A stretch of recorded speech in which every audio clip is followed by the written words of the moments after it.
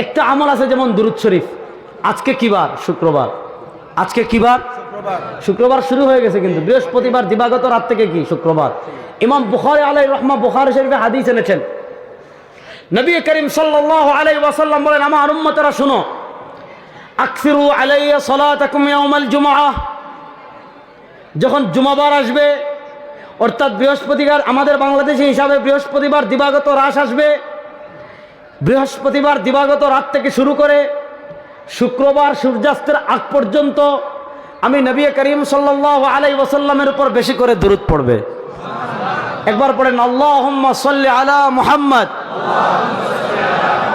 ওয়া আলা আলি মুহাম্মদ